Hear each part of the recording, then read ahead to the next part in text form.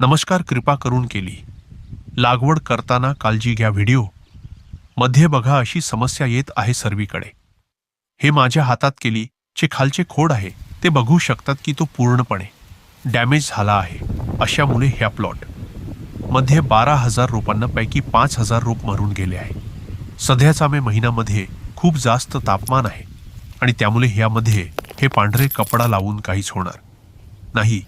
त्यासाठी मी 2 दिवसात 8 ते 10 प्लॉट व्हिजिट केल्या. शेतकऱ्यांनी निम्मे 50% रोप तून आहे आणि 50% मधून पण अजून रोपे मरवतील.